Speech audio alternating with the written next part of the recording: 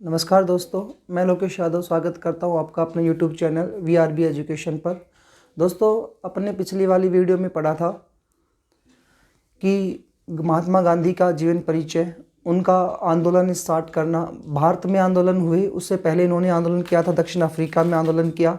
दक्षिण अफ्रीका में आंदोलन उन्होंने सफलतापूर्वक आंदोलन कंप्लीट किया था। उसके बाद भारत में आए महात्मा गांधी गोपाल कृष्ण गोखले को अपना राजनीतिक गुरु बनाते हैं, यहाँ पर साबरमती आश्रम की स्थापना करते हैं। 1914 से 18 तक जो प्रथम विश्व चल रहा था उसमें इन्होंने अंग्रेजों की सहायता करने के लिए भारतीयों को कहा था, इसलिए इनको भर्ती करने वाला सार्जेंट की उपाधि दी गई। केशर ए हिंद की उपाधि अंग्रेजों के द्वारा दी गई थी। उसके बाद ये महात्मा गांधी अंग्रेजों के सहयोगी से असहयोगी कैसे बने, वो विचारधारा इनके आंदोलन वाले टॉपिक में हमने पढ़ा था। तो पहला जो इनका पॉइंट आया था आंदोलन, भारत में गांधी का आंदोलन पढ़ा था हमने, चंपारण आंदोलन पढ़ा। उसके बाद अहमदाबाद मिल आंदोलन, उसके बाद आया खेड़ा आंदोलन, उसके बाद रोलेट एक्ट आया, खिलाफत आंदोलन आया, रोलेट एक्ट आया। उस रोलेट एक्ट के तहत जलियांवाला बाग हत्याकांड हुआ, उसके विरोध में इन्होंने असहयोग आंदोलन प्रारंभ किया था। तो असहयोग आंदोलन को हमने समाप्त किया था 1922 तक। 5 फरवरी 1922 को चोरा चोरी कांड हुआ था। उसके बाद 11 फरवरी 1922 को महात्मा गांधी ने असहयोग आंदोलन बंद कर दिया था।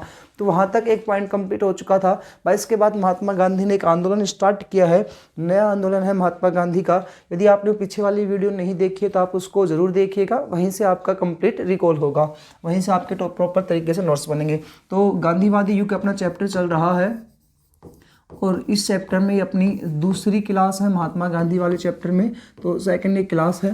महात्मा गांधी युग में हम पहुंच चुके हैं, इनके आंदोलनों के ऊपर ही पॉइंट है। तो अगला जो आंदोलन है वो है इनका सविनय अवज्ञा आंदोलन।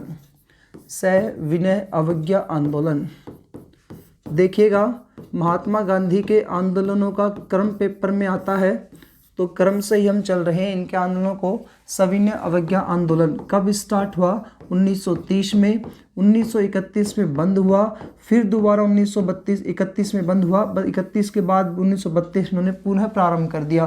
तो 1930 से 1932 तक यह आंदोलन चला था। इससे पहले हमने पढ़ा था असहयोग आंदोलन, बड़ा आंदोलन था, पूरे देश में उसको चलाया गया था। उसी प्रकार से महात्मा गांधी का यह आंदोलन पूरे देश में चलेगा, जिसका नाम है सविनय अवज्ञा आंदोलन। देखिएगा दोस्तों, इसकी पृष्ठभूमि जानते हैं।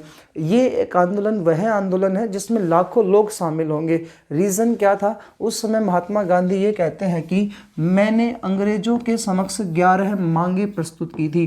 तो 11 सूत्री मांगे मांगी थी, 11 सूत्री मांगे प्रस्तुत की। और इन मांगों में उन्होंने जैसे कहा था कि भारतीय जो कैदी हैं उनको अच्छा खाना खिलाया जाए, जेल से रिहा किया जाए, रोलेट एक्ट के तहत जिनको गिरफ्तार किया गया, भारत को आज़ादी को लेकर भी इसमें कुछ पॉइंट्स थे। तो ये कुछ बातें इसमें निर्धारित थी। 1930, 31, 32 में 11 सूत्री मांगे जो यहाँ प्रस्तुत की गई थी।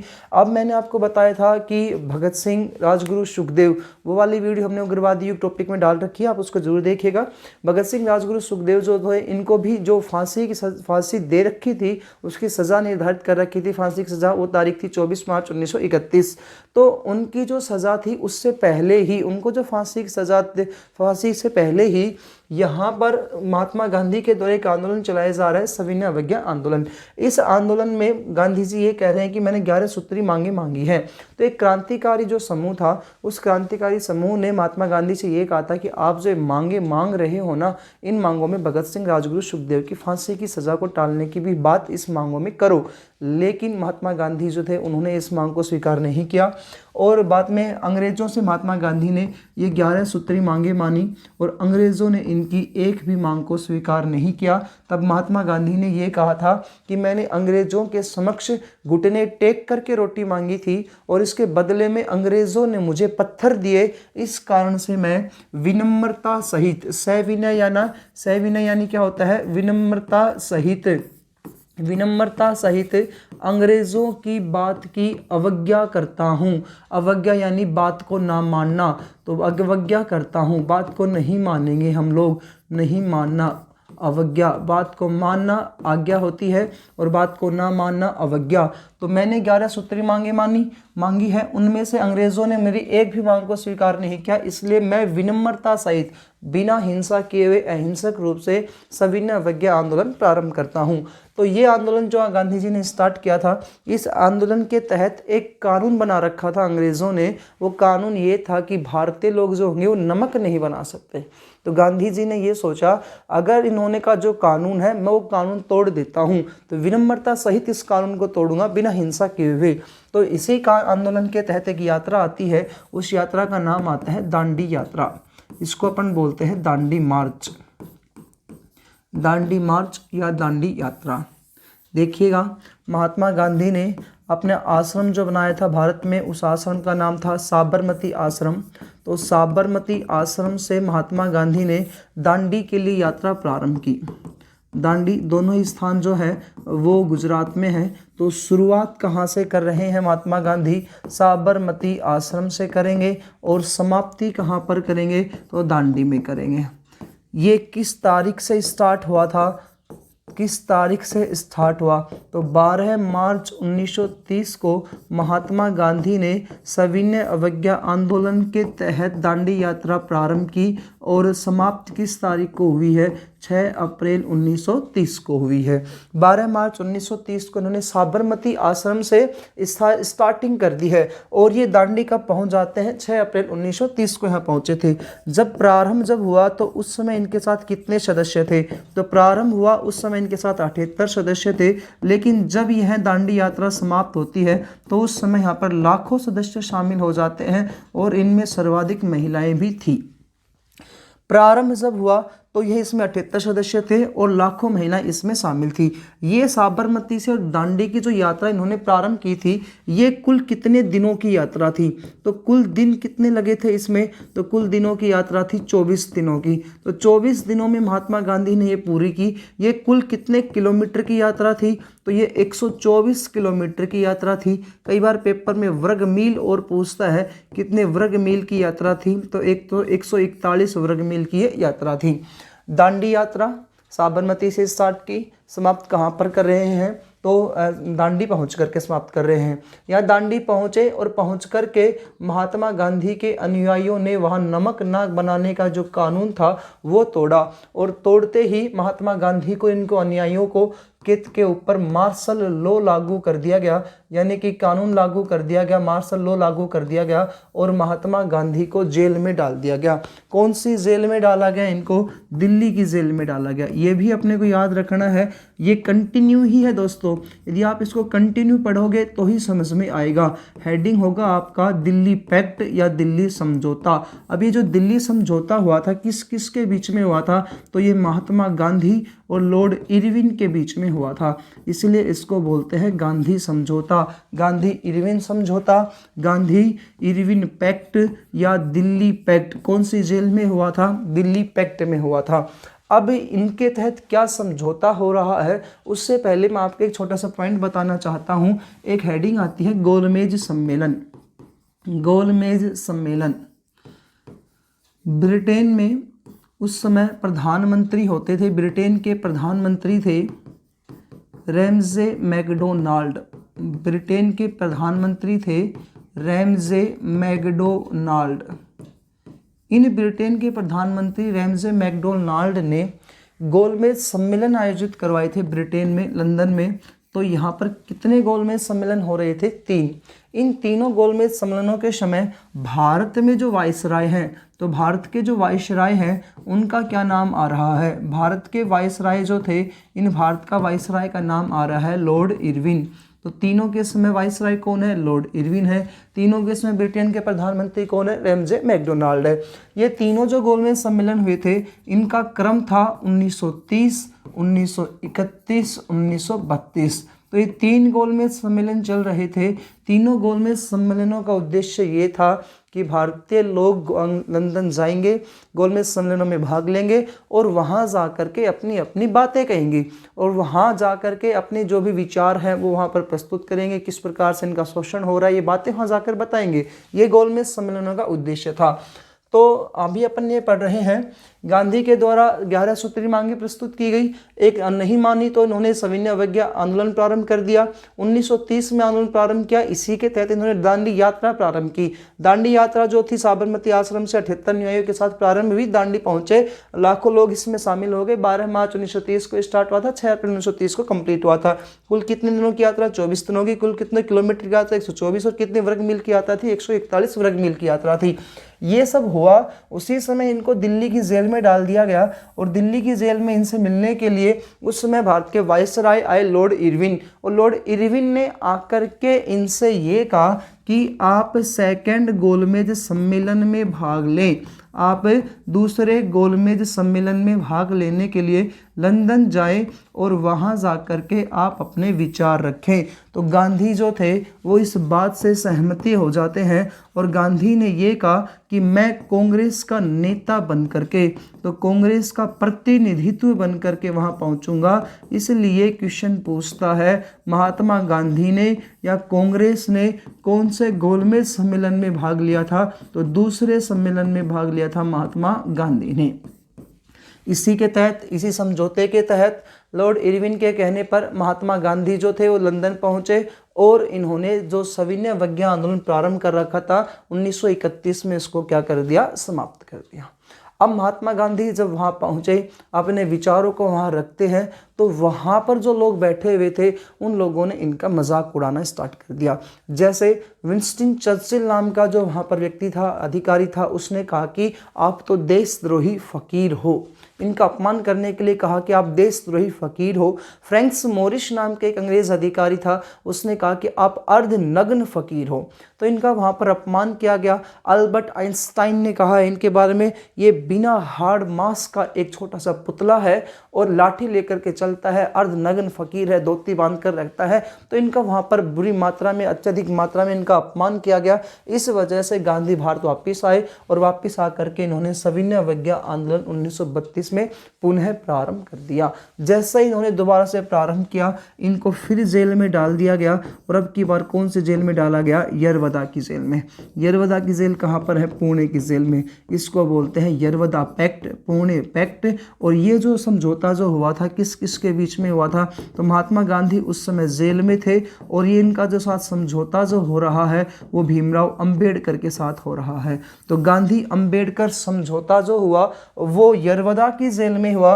गांधी इरविन के मध्य जो समझौता हुआ वो दिल्ली की जेल में हुआ। इसलिए इसको बोलते हैं दिल्ली पैक्ट और इसको बोलते हैं यरवदा पैक्ट या पुणे पैक्ट। अब गांधी जी से अंबेडकर जी की मुलाकात क्यों हुई? उसके पीछे रीज़न क्या था? उसके पीछे रीज़न थे रैमजे मैकडोनाल्ड। ब्रिटेन के प्रधानमंत्री रैमजे मैकडोनाल्ड ने 1932 में ये एक पंचाट भारत में भेजा जिसका नाम था सांप्रदायिक पंचाट। 1932 में ब्रिटेन के प्रधानमंत्री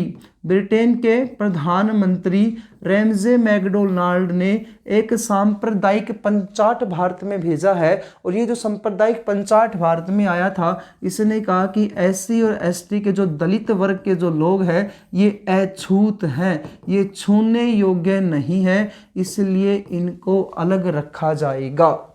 ये बात कही ब्रिटेन के प्रधानमंत्री रैमजे मैकडोनाल्ड ने। क्वेश्चन आता है सांप्रदायिक पंचाट का जनक किसको कहा जाता है? सांप्रदायिक निर्वाचन प्रणाली का जनक किसको कहा जाता है? तो दोस्तों दोनों में अंतर है। सांप्रदायिक पंचाट का जनक ब्रिटेन का प्रधानमंत्री रैमजे मैकडोनाल्ड, लेकिन सांप्रदायिक निर्वाचन प्रणाली हमने पहला पढ़ा था, जो हमने उग्रवादी युग चैप्टर में पढ़ा है। इससे पहले जो वीडियो आई थी उसमें देखोगे आप, जो 1906 से लेकर के 1919 तक का जो समय था उसमें आया था 1909 का मार्ले मिंटो सुधार अधिनियम। उसमें वायसराय होते थे लॉर्ड मार्ले, उन लॉर्ड मार्ले और सचिव लॉर्ड मिंटो के द्वारा वह एक अधिनियम लाया गया था और उस अधिनियम में लिखा था कि जो हिंदू मुसलमान हैं उनके लिए अलग से चुनाव होंगे। वो है सांप्रदायिक निर्वाचन प्रणाली। यहाँ पर SC ST को लोगों को अलग से चुनाव प्रणाली, रहने खाने पीने की व्यवस्था अलग करने की बात अछूत कहकर पुकारा गया था। यह सांप्रदायिक पंचाट। तो भीमराव अंबेडकर जी जो है वो महात्मा गांधी जी से मिलने के लिए यहाँ यरवदा की जेल में गए और इन्होंने कहा कि हम लोग आंदोलन करेंगे। महात्मा गांधी जो है वहाँ पर जाकर आंदोलन, महात्मा गांधी ने इनको कहा ठीक है, मैं जेल में भूख हड़ताल पे बैठूंगा और यहाँ पर रहते हुए भूख हड़ताल करूंगा। इधर अंबेडकर जो है वो इन दोनों के बीच में यहाँ पर समझौता हुआ, इसी को बोलते हैं गांधी अंबेडकर समझौता, यरवदा समझौता। और इस समझौते के तहत यहाँ पर अत्यधिक मात्रा में भारत में क्या चलाया गया था, आंदोलन चलाया गया। मेन इसके कर्ता धर्ता कौन है, भीमराव अंबेडकर। और बाद में सांप्रदायिक पंचायत जो था बाद में समाप्त हो जाता है और दलितों का उद्धारक, इसीलिए दलितों का उद्धारक किसे कहते हैं, इसीलिए दलितों का उद्धारक, दलितों का मसीहा, दलितों का भगवान किसे कहा जाता है, भीमराव अंबेडकर को कहा जाता है। इन्हें ही, इन दलितों के उद्धार के कारण भारत का मार्टर लूथर किंग भी कहा जाता है। तो दलितों के उद्धार के कारण डॉक्टर भीमराव अंबेडकर को भारत का मार्टर लूथर किंग भी कहा जाता है। ये एक पॉइंट आया था आपका सविनय अवज्ञा आंदोलन के तहत। बाद में गांधी जी की तबीयत यहाँ खराब हो जाती है यरवदा की जेल में और इनको रिहा कर दिया गया था। इधर एक पॉइंट और बचता है, तो गोलमेज सम्मेलन कितने हुए थे, तीनों के समय ब्रिटेन का प्रधानमंत्री रेमजे मैकडोनाल्ड था, वायसराय लॉर्ड इरविन थे, 1930, 31, 32। इन तीनों के समय में क्या हुए थे, गोलमेज सम्मेलन हुए थे। क्वेश्चन पूछता है कि अंबेडकर जो थे, देखो महात्मा गांधी ने कौन से गोलमेज सम्मेलन में भाग लिया, तो महात्मा गांधी ने कांग्रेस का प्रतिनिधित्व करते हुए केवल दूसरे गोलमेज सम्मेलन में भाग लिया है। लेकिन 1930, 31, 32 ये 3 गोलमेज सम्मेलन ऐसे हुए जिनमें सदस्यों ने भाग लिया। तो वो सदस्य कौन कौन से थे, तो doctor Bhimrao Ambedkar, Shrimati Annie Besant, Mohammad Ali जिन्ना,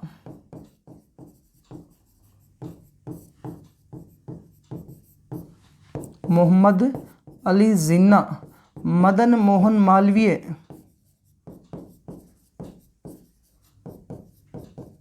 तेज बहादुर सप्रू,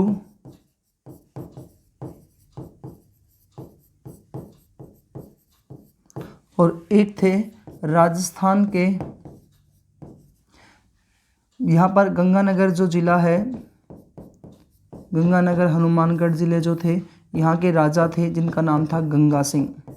बीकानेर जिले के, गंगानगर बीकानेर, इधर जो राजा थे वो थे बीकानेर के राजा गंगा सिंह। तो इन लोगों ने 1930, 31, 32 तीनों गोलमेज सम्मेलनों में भाग लिया था। ये जो बीकानेर के राजा गंगा सिंह जो थे, इन्होंने स्वेच्छा से खुद के खर्चे पर यहाँ पर गए थे। तो तीनों गोलमेज सम्मेलनों में भाग लेने वाले सदस्य हैं ये। लेकिन महात्मा गांधी कांग्रेस का प्रतिनिधित्व करता वहाँ बनकर गए थे, तो 1931 में गए थे। ये था आपका दोस्तों सविनय अवज्ञा आंदोलन चैप्टर। इसके बाद महात्मा गांधी जो है वो आंदोलन करना बंद करते हैं। 30, 31, 32 कोई आंदोलन नहीं हुआ। लेकिन उस समय हमने कांग्रेस के अधिवेशन टॉपिक में बहुत सारी चीज़ें पढ़ी थी। 31 में कराची का अधिवेशन हुआ था, उसमें सरदार वल्लभ भाई पटेल के द्वारा मौलिक अधिकारों की मांग की गई थी। उसके बाद एक अधिवेशन जो आया था 1937 का अधिवेशन आया था, फैजपुर में 37वां अधिवेशन हुआ था। और इस अधिवेशन की जो अध्यक्षता थी वो पंडित जवाहरलाल नेहरू के द्वारा की गई थी। गाँव में एकमात्र अधिवेशन होता फैजपुर में। उसके बाद अन्य भी अधिवेशन आए हैं, तो उन्हीं में महात्मा गांधी जो है अपने छोटी छोटी भूमिका में आते हैं। लेकिन बड़ा आंदोलन इनका जब आएगा अभी आगे, वो इनका महात्मा गांधी का नया आंदोलन आता है, वो है व्यक्तिगत सत्याग्रह। महात्मा गांधी ने अगला सविनय अवज्ञा आंदोलन के बाद अगला जो आंदोलन चलाया वो था इनका व्यक्तिगत सत्याग्रह। 1940 में महात्मा गांधी के द्वारा ये आंदोलन चलाया गया। इस व्यक्तिगत सत्याग्रह का चलाने के पीछे जो रीज़न था वो ये था कि सेकंड जो वर्ल्ड वार चालू हुआ था, हमने पहले पढ़ा था फर्स्ट जो वर्ल्ड वार हुआ था वो 1914 से 18 में हुआ है, और सेकंड जो वर्ल्ड वार चालू हुआ था वो 1939 से लेकर के 1945 तक हुआ था। तो 1939 से लेकर के 45 तक जो हुआ है वो दूसरा विश्व युद्ध हुआ था। इस दूसरे विश्व युद्ध के दौरान भारतीय लोगों को ज़बरदस्ती, तो भारतीयों को जबरन, क्योंकि हमने पहले पढ़ा था कि प्रथम विश्व युद्ध के दौरान महात्मा गांधी ये कह रहे थे कि आप लोग भारतीय लोग जो हो वो अंग्रेजों की सहायता करो। लेकिन द्वितीय विश्व युद्ध के दौरान महात्मा गांधी ने क्या कहा है, भारतीयों को जबरन दूसरे विश्व युद्ध में भाग लेने के लिए जोर दिया जा रहा था। तो दूसरे विश्व युद्ध में भारतीयों को शामिल किया जा रहा था, भारतीयों को जबरन दूसरे विश्व युद्ध में शामिल किया जा रहा था। इस कारण से महात्मा गांधी के द्वारा कौन सा आंदोलन चलाया गया था, व्यक्तिगत सत्याग्रह आंदोलन चलाया गया। इसमें एक ही पॉइंट बनता है कि इनके सत्याग्रही कौन कौन थे।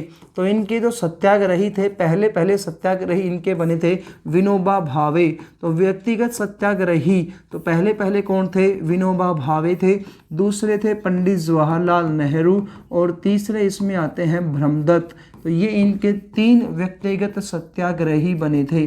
पंडित जवाहरलाल नेहरू दूसरे नंबर के, तीसरे पे आते हैं ब्रह्मदत्त और पहले पे थे विनोबा भावे। ये क्रम वाइज आपको याद रखने हैं। व्यक्तिगत सत्याग्रह 1940 में प्रारंभ किया। अगला आंदोलन है महात्मा गांधी का। रीजन था भारतीयों को जबरदस्ती दूसरे विश्व युद्ध में शामिल किया जा रहा था और विनोबा भावे और पंडित जवाहरलाल नेहरू के द्वारा यह और ब्रह्मदत्त इसके व्यक्तिगत सत्याग्रही बने थे।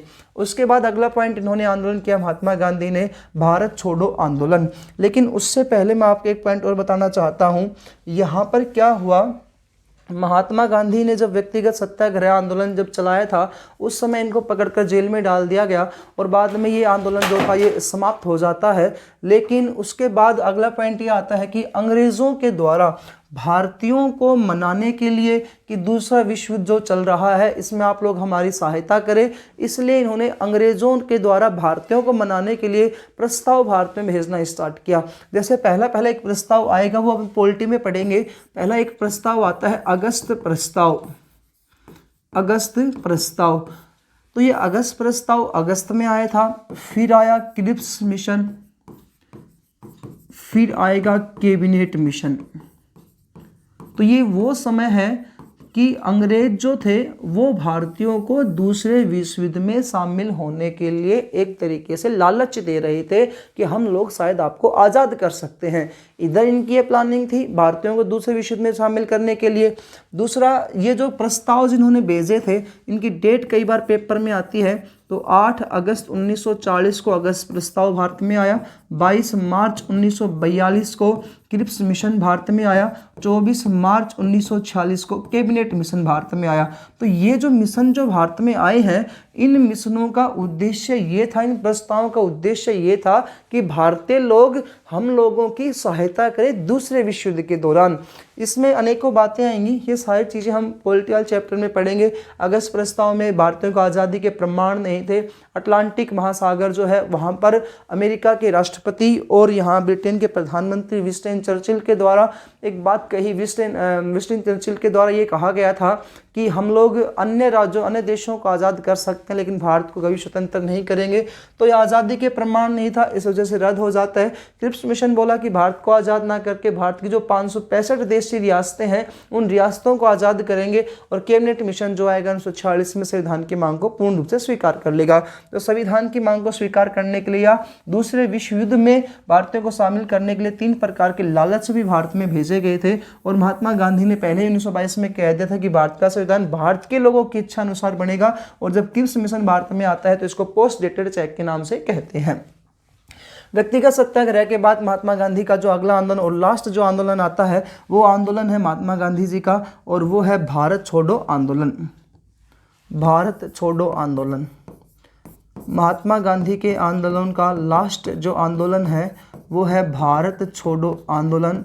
इसको नेतृत्व विहीन आंदोलन भी कहा जाता है। तो नेतृत्व विहीन आंदोलन भी कहते हैं क्योंकि जितने भी बड़े बड़े नेता थे उन सभी को जेल में डाल दिया गया था। वर्धा में यहाँ पर ये 8 अगस्त 1942 को, और कई बुक्स में 9 अगस्त 1942 भी आता है क्योंकि 8 अगस्त 1942 को वर्धा में यहाँ पर कांग्रेस का एक सम्मेलन हुआ था। उस सम्मेलन में 8 अगस्त 1942 को बिल पास हुआ और 9 अगस्त 1942 को भारतीय जनता के सामने लाया गया। और यहाँ पर महात्मा गांधी ने एक नारा दिया था, करो या मरो, या तो देश को हम आज़ादी प्राप्त करवाएंगे या हम लोग जो है वो मर जाएंगे, या हम लोग देशों या हम लोग यहाँ पर क्या हो जाएंगे, मर जाएंगे। या अंग्रेज़ों के लेकर चले तो अंग्रेज़ों देश को भारत को आज़ाद करो या तुम लोग हमारे हाथों मरो। तो महात्मा गांधी के द्वारा यहाँ पर क्या नारा दिया गया था, करो या मरो का नारा दिया। और तब इन जितने भी कांग्रेस के बड़े बड़े नेता थे उन सभी को पकड़ करके जेल में डाल दिया गया। महात्मा गांधी के आंदोलन पढ़ रहे हैं इसलिए महात्मा गांधी का इम्पोर्टेंट है। महात्मा गांधी, इनकी पत्नी थी कस्तूरबा, इन दोनों को पकड़ करके सर आगा खां पैलेस, पुणे में है सर आगा खां पैलेस, इस सर आगा खां पैलेस में नज़रबंद कर दिया जाता है। नज़रबंद कर दिया गया इनको सर आगा खां पैलेस में। तो इस आंदोलन को नेत्रविहीन आंदोलन कहते हैं। लेकिन जो भारतीय जो जनता थी वो यहाँ पर उग्र हो जाती है, और जब उग्र हुई तो उन्होंने, जैसे उस समय रेल वगैरह की पटरियां बिछाई जा रही थी, अंग्रेजों के द्वारा दूर संचार के माध्यम स्थापित किए गए थे, या डाक व्यवस्था थी, इन सब को इन्होंने तोड़ फोड़ दिया, सत्य का सबका नाश कर दिया। इन सभी रीजंस की वजह से हम लोग इस आंदोलन में काफ़ी हद तक सफल भी हुए। लेकिन जितने भी भारतीय कांग्रेस पार्टी के जनता नेता थे उन सभी को जेल में डाल दिया गया था। तो ये आंदोलन थे महात्मा गांधी का लास्ट आंदोलन है, भारत छोड़ो आंदोलन। इसको नेत्रविहीन आंदोलन कहा जाता है। इसमें महात्मा गांधी ने करो या मरो का नारा दिया था, और इसके साथ ही ये 8 अगस्त 1942 को पास हुआ, 9 अगस्त 1942 को लागू हुआ था। तो पेपर में 8 या 9 अगस्त दोनों आती है, मेन आएगी तो 8 अगस्त को पास हुआ था। गांधी कस्तूरबा को सरागा पैलेस में नजरबंद कर दिया गया, और बाद में कस्तूरबा की गांधी की वहीं पर जो स्वास्थ्य खराब होने के बाद इनकी वहाँ पर मृत्यु हो गई थी। इसके बाद महात्मा गांधी जो है वो आगे हम इसको पढ़ेंगे, लेकिन उसी समय जो 1946 जैसे अपन अभी पढ़ा है, 1940 में अगस्त प्रस्ताव आया, 1942 में क्रिप्स मिशन आया, 46 में कैबिनेट मिशन आया। जब कैबिनेट मिशन भारत में आता है तो ये भारत के संविधान की मांग को स्वीकार करने के लिए प्रस्ताव रखता है, और इस कैबिनेट मिशन ने ये कहा था कि भारत का संविधान बनाएगी संविधान सभा। इस संविधान सभा में से 389 सदस्य शामिल होंगे, यानी कि 389 सदस्य जो लोग हैं वो भारत का संविधान बनाएंगे। अब 389 ही सीट को निर्धारित की गई, क्योंकि उसमें भारत की जो जनसंख्या थी 39 करोड़ के लगभग आसपास थी, और 10 लाख की जनसंख्या पर एक सदस्य का चुनाव होकर के भारत में आना था, इस संविधान सभा में आना था। इन 389 सदस्यों को 2-3 भागों में बांटा गया। पहला था 292 सदस्य ब्रिटिश प्रांतों से निर्वाचित, 4 सदस्य थे CCR से निर्वाचित, और 93 सदस्य देशी रियासतों के राजाओं के द्वारा मनोनीत सदस्य थे। ये सारी जो बातें हैं अपन पॉलिटी वाले चैप्टर में पढ़ेंगे, लेकिन यहाँ सिर्फ कंटिन्यूटी देने के लिए आपको समझा रहा हूँ। 389 सदस्य भारत का संविधान निर्माण करेंगे, संविधान सभा बनेगी जो भारत का संविधान बनाएगी। 292 और 4 सदस्य, ये जो सदस्य थे 296 सदस्य, ये निर्वाचित होने थे। निर्वाचित अप्रत्यक्ष रूप से हुए, उसमें विधान परिषद काम क्या करती थी, विधान परिषद के सदस्यों के द्वारा इनका चुनाव हुआ था। और 93 सदस्य जो होते थे ये देशी रियासतों के राजाओं के द्वारा मनोनीत थे, राजा जिसको चाहे उसको भेजेगा। इन 296 जो सीट अपने सामने आई संविधान सभा की, ये 296 सीटों में से सर्वाधिक सीट मिल गई कांग्रेस पार्टी को। कांग्रेस पार्टी को मिली 208 सीट, मुस्लिम लीग को इसमें 73 सीट प्राप्त हुई। ये मुस्लिम लीग वो ही है जिसको हमने उग्रवादी युग चैप्टर में पढ़ा था कि 1906 में 30 दिसंबर 1906 को मुस्लिम लीग की स्थापना ढाका में सर आगा खां और सलीमुल्लाह खां के द्वारा की गई थी। तो यहाँ पर इनको केवल कितनी सीट प्राप्त हुई, 73 सीट, और 15 सीट अन्य दल वालों को प्राप्त हुई थी। मैं ये कहना चाहता हूँ कि ये जो 73 सीट जो है मुस्लिम लीग वाली, ये मुस्लिम लीग वालों ने ये कहा कि ये जो संविधान बन करके आएगा इसमें तो पाकिस्तान का है नहीं, ये तो मुसलमानों का है नहीं, आप तो सिर्फ भारतीयों का संविधान बनाओगे, आप तो हिंदुओं का संविधान बनाओगे। तो ये जो मुस्लिम लीग है ये अलग से संविधान की मांग करेगी, अलग से देश की मांग करेगी, और एक समय ऐसा आएगा कि वायसराय लॉर्ड माउंटबेटन बनेंगे भारत के, और लॉर्ड माउंटबेटन के द्वारा 3 जून 1947 को एक मिशन लेकर के आ गए, माउंटबेटन मिशन। इसके तहत भारत और पाकिस्तान 2 देश बना दिए गए। तब महात्मा गांधी ने कहा था कि भारत और पाकिस्तान का बंटवारा नहीं होगा, और मेरी लाश के ऊपर से ही गुजर करके भारत पाकिस्तान का बंटवारा हो सकता है। लेकिन बाद में विभाजन हुआ, विभाजन होने के बाद अपने यहाँ पर RBI जो बैंक है इसमें उस समय 150 करोड़ रुपए रखे थे। तो महात्मा गांधी ने कहा कि पाकिस्तान को बचने के लिए 75 करोड़ रुपए दिए जाए। तो उस समय पंडित जवाहरलाल नेहरू जो इसमें कमेटी वगैरह बनाते हैं, उनके तहत इनको 75 करोड़ रुपए देने की बात होती है। इधर मेरे कहने का अर्थ था कि माउंटबेटन जो था उसने भारत और पाकिस्तान 2 देश बना दिए। जब 2 देश बने तो उस समय भारत में अत्यधिक मात्रा में दंगे होने स्टार्ट हो गए। हिंदू जो वर्ग था वो मुसलमानों को मारना प्रारंभ कर देता, और मुसलमान जो थे हिंदुओं को मारना प्रारंभ कर देते हैं। तो हिंदुओं और मुसलमानों में बुरी तरीके से यहाँ फूट पड़ चुकी थी, एक दूसरे की हत्या होने लग गई थी। उसको रोकने के लिए महात्मा गांधी जो है वो जगह जगह पर आंदोलन करते हैं, भूख हड़ताल करते हैं, और काफ़ी मात्रा में ये उसमें सफल भी हो पाते हैं।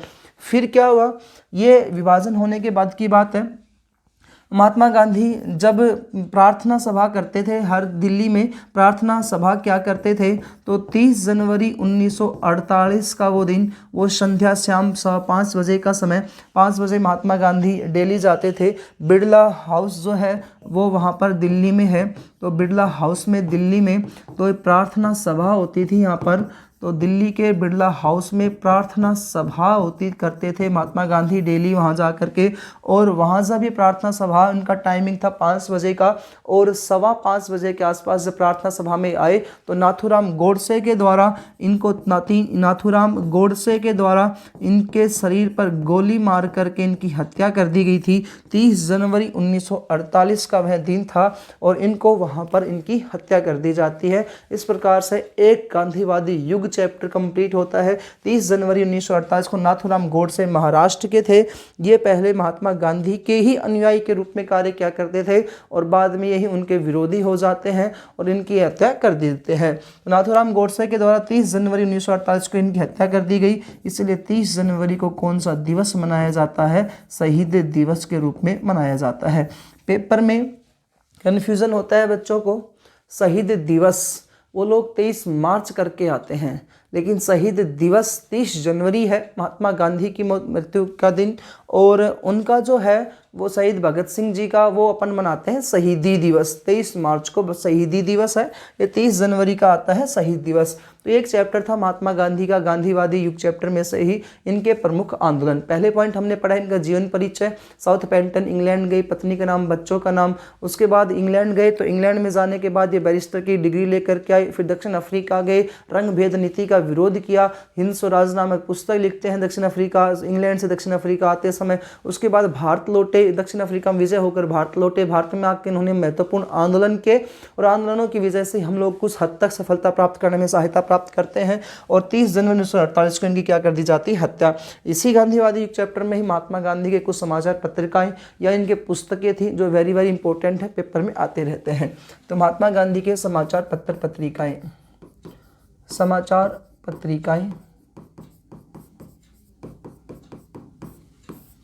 हरिजन, यंग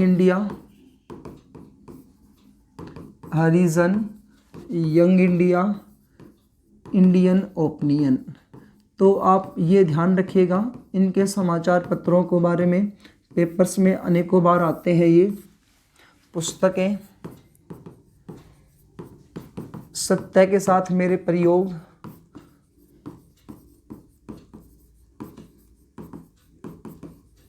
सत्य के साथ मेरे प्रयोग, दक्षिणी अफ्रीका में सत्याग्रह, दक्षिण अफ्रीका में सत्याग्रह, अनासक्ति योग,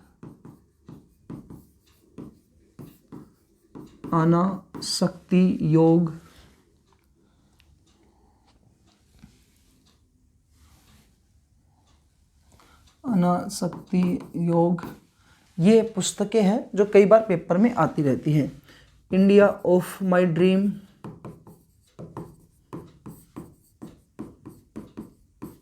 ये इम्पोर्टेंट है, वो ही मैं अपने पास लेकर के आ रहे हैं।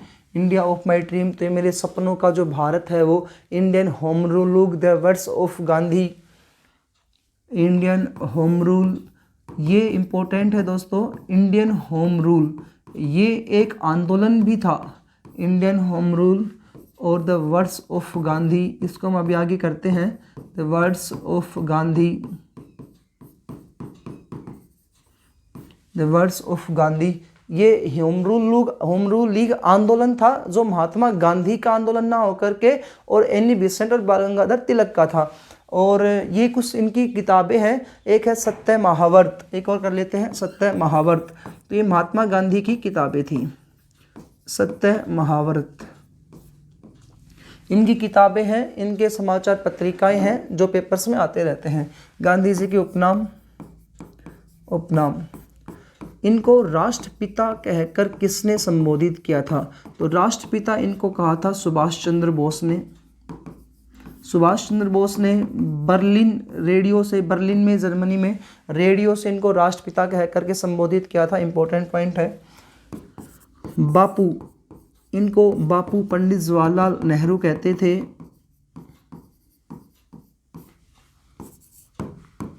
महात्मा, तो हमने पढ़ा था महात्मा की उपाधि इनको किसके द्वारा दी गई थी? रविंद्रनाथ टैगोर के द्वारा दी गई थी।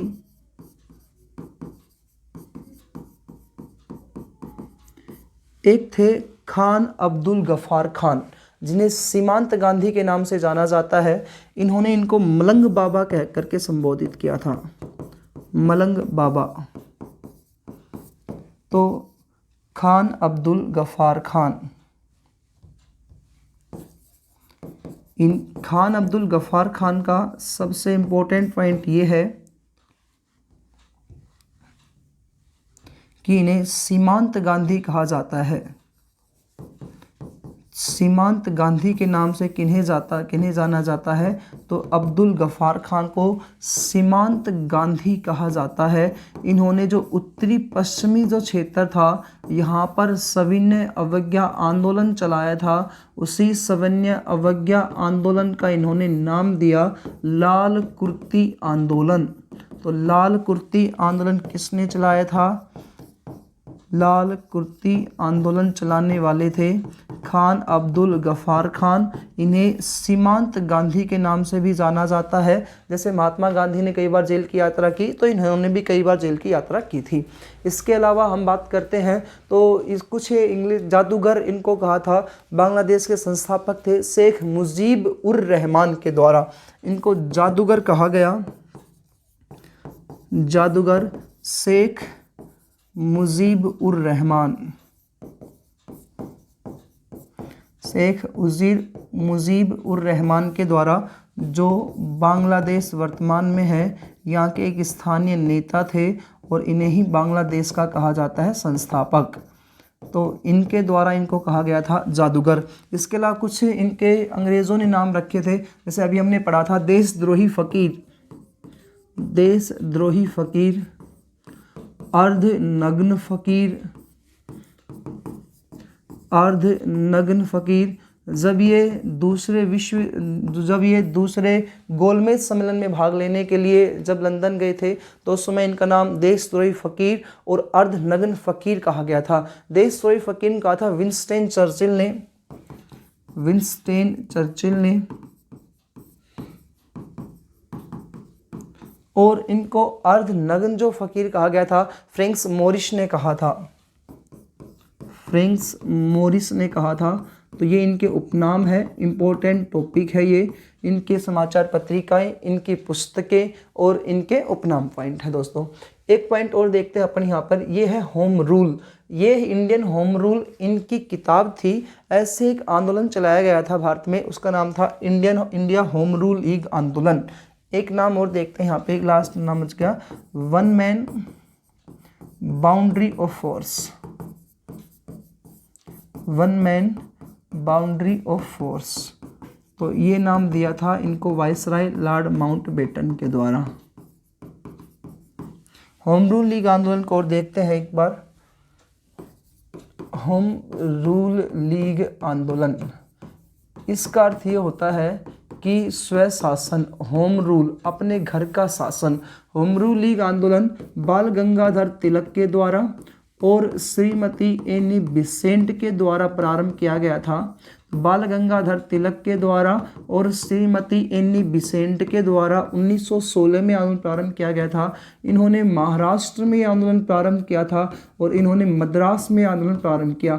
बाद में आंदोलन पूरे भारत में फैला था। तो होम रूल लीग आंदोलन, पुस्तक अलग है इनकी, Indian home rule, India home rule, और यहाँ पर है इंडियन होम रूल लीग आंदोलन। तो तिलक के द्वारा महाराष्ट्र में प्रारंभ किया गया था और एनी बेसेंट के द्वारा मद्रास में प्रारंभ किया गया था। तो दोस्तों ये आपका एक पॉइंट आया, एक चैप्टर है गांधीवादी युग का चैप्टर। ये इंपॉर्टेंट टॉपिक है, अनेकों बार पेपर में क्वेश्चन पूछे जाते हैं। ज़रूर आप इनको कंप्लीट करिएगा और अच्छे से आप अपने नोट्स प्रॉपर तरीके से बनाइएगा। और यदि आपको वीडियो अच्छी लगती है तो इसको लाइक करें, अपने दोस्तों के साथ शेयर करें। धन्यवाद दोस्तों।